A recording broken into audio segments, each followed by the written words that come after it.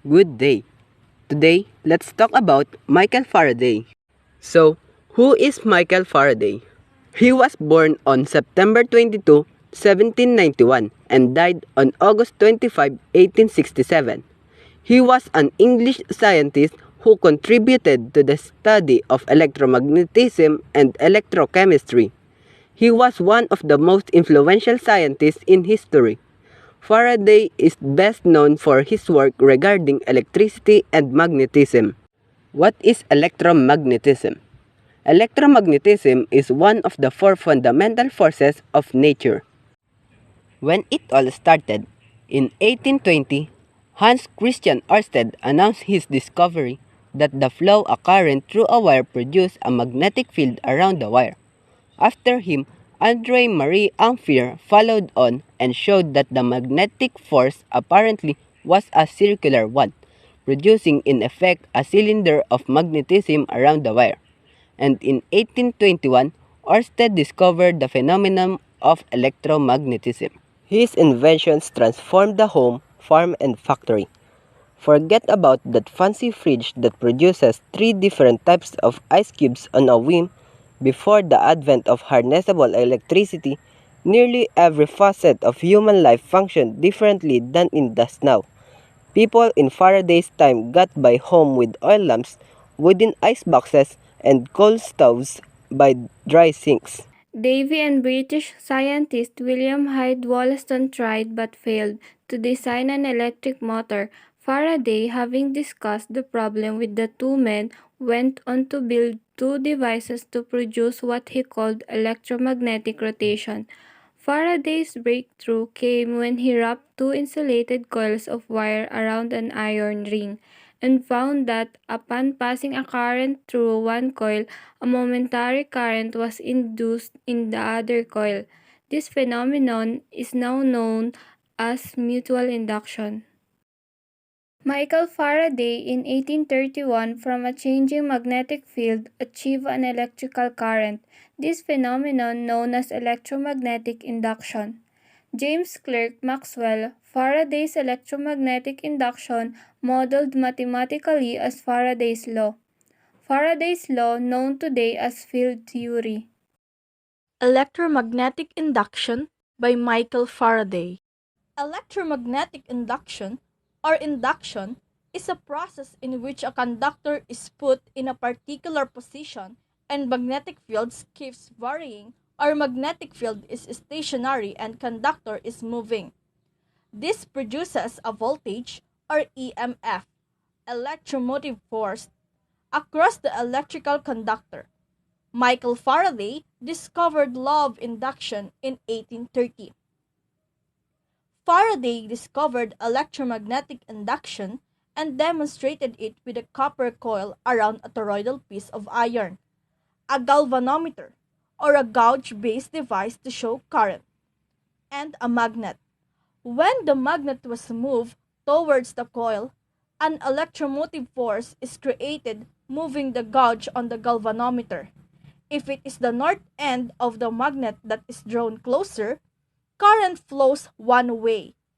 If the south is drawn closer, then current flows in the opposite direction. Electromagnetic induction was first discovered way back in 1830s by Michael Faraday. Faraday noticed that when he moved a permanent magnet in and out of a coil or a single loop of wire, it induced an electromotive force, or EMF.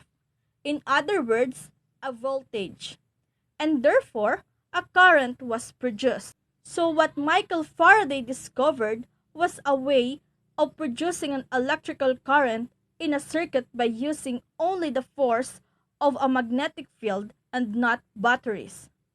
This then led to a very important law linking electricity with magnetism, Faraday's law of electromagnetic induction. So how does this work? When the magnet shown below is moved towards the coil, the pointer or needle of the galvanometer, which is basically a very sensitive center zeroed moving coil ammeter, will deflect away from its center position in one direction only. when the magnet stops moving and is held stationary with regards to the coil, the needle of the galvanometer returns back to zero as there is no physical movement of the magnetic field. Faraday law of induction. Electromagnetic induction is the process of using magnetic fields to produce voltage and in a closed circuit, a current. So how much voltage or EMF can be induced into the coil using just magnetism? Well, this is determined by the following three different factors. First, increasing the number of turns of wire in the coil. By increasing the amount of individual conductors cutting through the magnetic field, the amount of induced EMF produced will be the sum of all the individual loops of the coil. So, if there are 20 turns in the coil, there will be 20 times more induced EMF than in one piece of wire. Second, increasing the speed of the relative motion between the coil and the magnet. If the same coil of wire passed through the same magnetic field, but its speed or velocity is increased, the wire will cut the lines of flux at a faster rate, so more induced EMF would be produced. Third, increasing the strength of the magnetic field.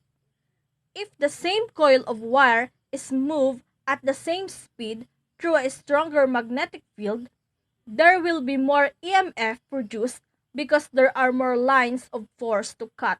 Faraday's influence to the society. He discovered electromagnetic induction. Before Faraday made it on the scene, scientists were aware of electricity, though they had done little to harness it for practical use. Take Giovanni Aidini for example, who embarked on a tour around Europe in 1803 to electrocute a corpse in front of an audience. His inventions transformed the home, farm, and factory. Forget about that fancy fridge that produces 3 different types of ice cubes on a whim. Before the advent of harnessable electricity, nearly every facet of human life functioned differently than it does now.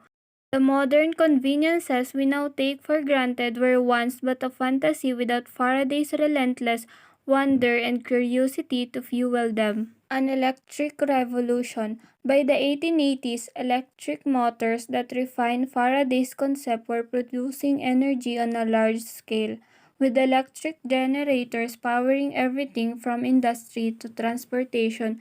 With the invention of the carbon filament lamp in the 1870s, domestic lighting. As such, the electric motor played by a key role in a second industrial revolution that lasted from about 1870 to 1914.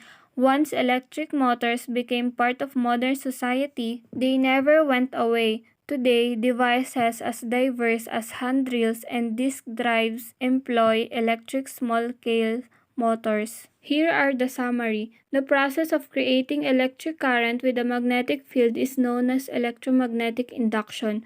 When a magnetic field and an electric conductor move related to one another, the conduct crosses the magnetic field's line of force. When the magnet or coil moves faster, the coil has more turns or the magnet is stronger.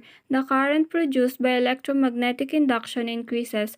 Alternating current is created when a magnet or coil is repeatedly pushed back and forth. Electric generators and electric transformers use electromagnetic induction to generate electricity or change the voltage of electric current. Faraday's law of induction is a basic law of electromagnetism predicting how a magnetic field will interact with an electric circuit to produce an electromotive force or EMF, a phenomenon called electromagnetic induction. It is the fundamental operating principle of transformers, inductors, and many types of electrical motors, generators, and solenoids. Without this discovery, we would not have electricity and any electrical appliances and equipment, most of which use the principles C and others of his era discovered. We would probably still be burning coal or coal gas to generate steam to drive industry's machinery. This discovery marked a decisive milestone in the progress not only of science but also of society, and is used today to generate electricity on a large scale in power stations. This phenomenon reveals something new about electric and magnetic fields. Unlike electrostatic fields generated by electric charges at rest whose circulation along a closed path is zero, a conservative field, the circulation of electric fields created by magnetic fields is along a closed path other than zero. Faraday invented the first electric motor, the first electrical transformer, the first electric generator, and the first dynamo, so Faraday can be called without any doubt the father of electrical engineering.